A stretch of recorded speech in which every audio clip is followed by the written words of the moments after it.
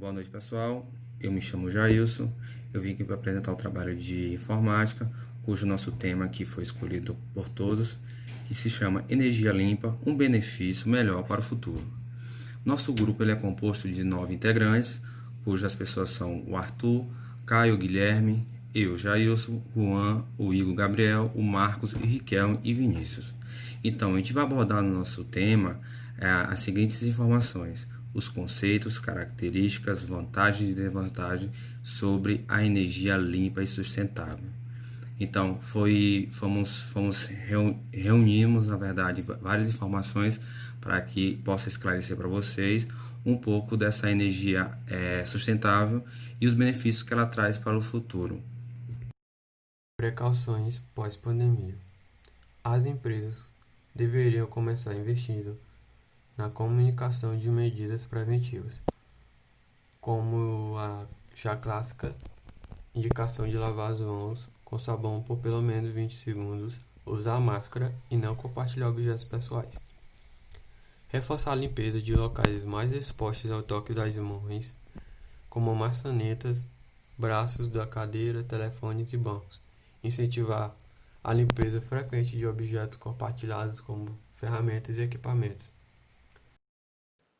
Pois bem, segundo um relatório feito com a colaboração de alguns programas voltados a essas práticas de proteção ao meio ambiente, foi-se obtido uma análise das tendências de investimentos de 2019 e os compromissos assumidos pelos países e empresas com a energia limpa na próxima década.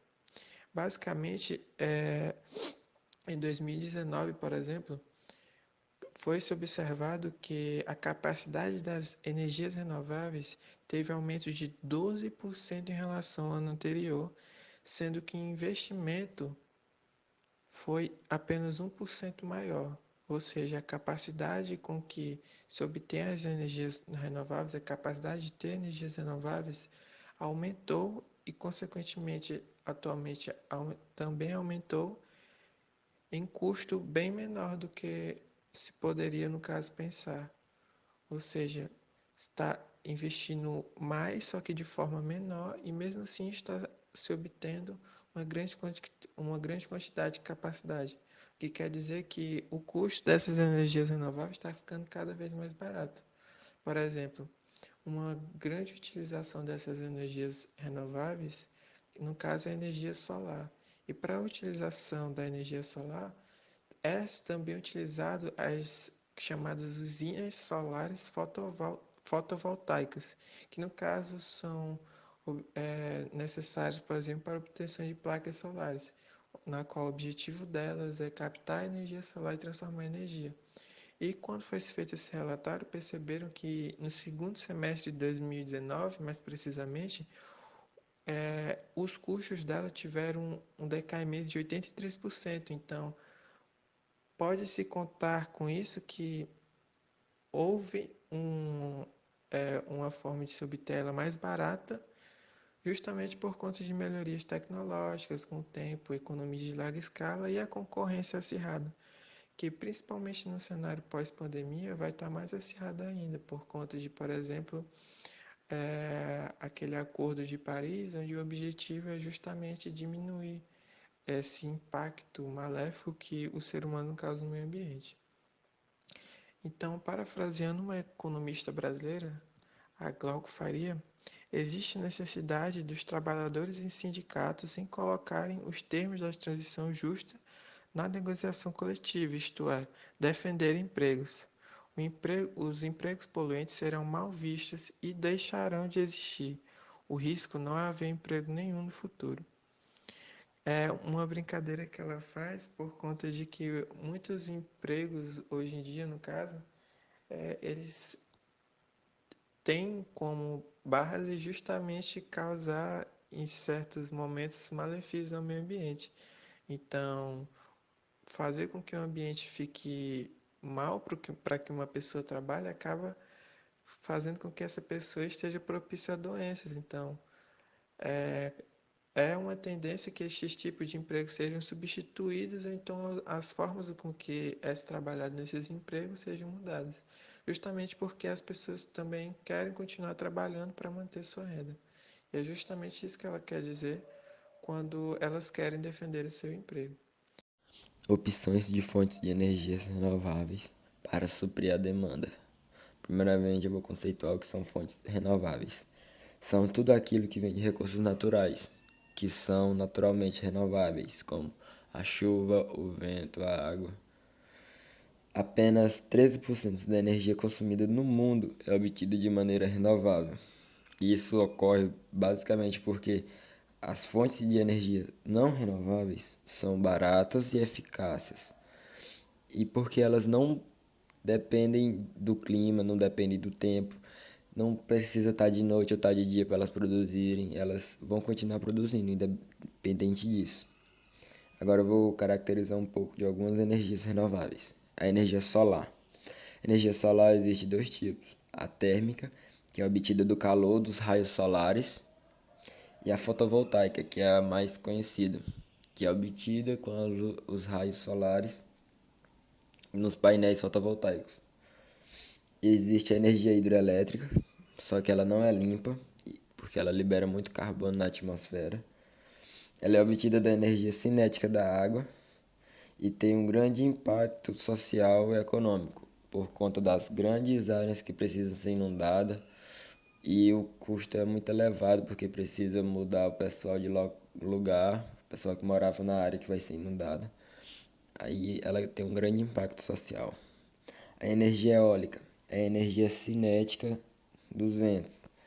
Ela economicamente não é confiável por conta de os ventos ser muito estáveis. Uma hora pode parar de ventar e não vai ter como produzir energia sem eles. Só que ela é totalmente limpa e renovável. Existe também a energia oceânica, porém o custo é muito alto, muito elevado, e a tecnologia ainda não é tão avançada para essa demanda. O que move as turbinas nesse modo de obter eletricidade é o ar comprimido formado pelas ondas, e não a força das ondas em si. Existe também a energia geotérmica, que é uma energia limpa, porém o custo é muito elevado. Os pioneiros nessa energia são a Islândia e o Japão. Existe também a biomassa, que são as queimas de vegetais, como o bagaço de cana, a lenha e a casca de arroz. Para finalizar, a energia renovável mais utilizada no planeta é a biomassa, que é utilizada em 14%. No Brasil, ela é utilizada 31%. Ela só fica atrás somente do petróleo. Recursos renováveis. Os recursos são considerados renováveis quando possibilitam sua utilização sistemática sem riscos de se esgotarem, ou seja, a sua reposição ou regeneração é realizada de maneira contínua pela natureza. Em termos de reservas naturais, pode ser considerado um bem ilimitado.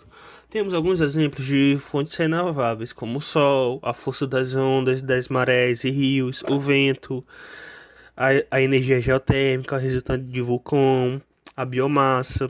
Dentre essas fontes renováveis, temos vários tipos de energia, como a energia solar, que seria gerada pelo sol, proveniente que utilizaria a luz do sol para gerar energia.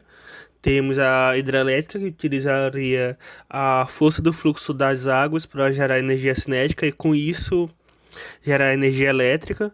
Temos a força eólica, que seria a transformação do vento em cinética e a partir disso em eletricidade.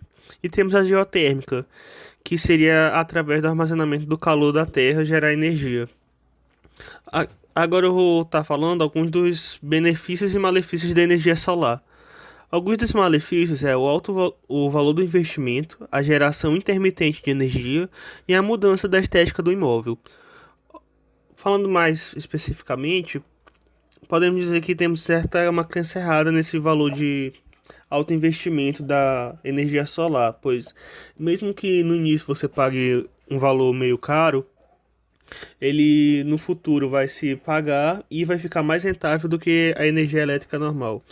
E a parte intermitente seria, pois ele só poderia gerar energia durante o dia, não conseguindo gerar à noite. pela falta de luz. E a mudança da estética do imóvel, conversando com um arquiteto, pode se resolver. Agora, os benefícios seriam que é uma energia sustentável, não há ruídos nem gera poluição, é rápido e fácil na instalação, a manutenção é pouca e a vida útil do sistema é muito grande. Agora, alguns dos benefícios e malefícios da energia hidroelétrica. A energia hidroelétrica é uma fonte, os benefícios seria que ela é uma fonte renovável, é uma energia limpa, tem uma produção estável, é flexível e é segura. Falando mais profundamente dessas vantagens, seria que não teria poluição do ar, já que as hidrelétricas não produzem poluentes para usar na atmosfera. As hidrelétricas elas trazem também, além da eletricidade, o desenvolvimento em relação às infraestruturas, pois ela impulsiona a construção de estradas e comércios, melhorando a vida das comunidades. A energia hidrelétrica é considerada limpa e barata e não corre risco de esgotamento, sendo que as hidrelétricas possuem uma ampla vida útil. E as hidrelétricas são consideradas como meios pelos quais é possível se alcançar o desenvolvimento sustentável. Algumas das desvantagens seria a destruição da vegetação natural, o assoreamento do leito dos rios, o deslocamento das populações ribeirinhas e indígenas e a mudança no clima local. Falando mais detalhado sobre essas desvantagens seria a expropriações de comunidades, já que em muitas ocasiões as áreas nas quais são instaladas as usinas já eram anteriormente ocupadas por comunidades indígenas ou tradicionais. O desmatamento, que geraria uma perda do equilíbrio do ecossistema, já que as áreas onde as hidrelétricas são construídas são amplas e, consequentemente, ocorre uma perda em relação às plantas existentes na região. E o desmatamento também pode ocasionar um desequilíbrio em relação aos ecossistemas locais. E a mudança do clima será, pois o reservatório ele concentra uma ampla quantidade de água, aumentando as transpirações nos locais onde as hidrelétricas estão instaladas, afetando assim o clima no local. Agora eu vou falar um pouco sobre as vantagens e desvantagens da energia eólica também. As vantagens é uma fonte inesgotável, não emite gases poluentes nem resíduos, diminui a emissão de gases de efeito estufa, e os parques eólicos são compatíveis com outros usos e utilizações de terreno, como a agricultura e a criação de gado, e também é uma das fontes mais baratas de energia, podendo competir em termos de rentabilidade com as fontes de energia tradicionais. As desvantagens seria a intermitência, pois nem sempre vai ter vento suficiente para estar gerando eletricidade. Ela pode ser ultrapassada com as pilhas de combustíveis ou com a técnica da bombagem hidroelétrica. Ela provoca um impacto visual considerável, principalmente para os moradores ao redor, e a instalação dos parques eólicos gera uma grande modificação da paisagem. O impacto sobre as aves do local, principalmente pelo choque das pás e efeitos desconhecidos sobre seus comportamentos habituais de imigração. E por último, o impacto sonoro, pois o som de vento batendo nas pás produz um ruído constante de 43 decibéis.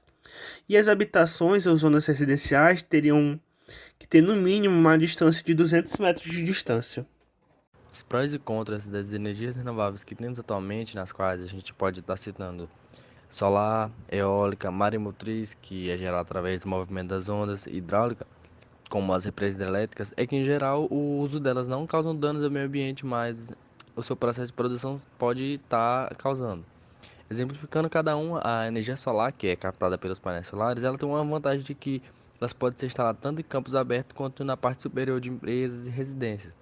E assim ela vai estar captando energia diariamente, mas ela tem uma desvantagem de que em dias nublados a captação não vai ser tão efetiva. Você vai estar produzindo menos energia, o que se for no caso de uma empresa pode acabar prejudicando a produção.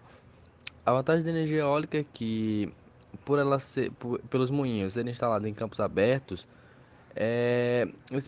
e também em grande quantidade, eles produzem uma grande quantidade de energia que podem suprir cidades inteiras.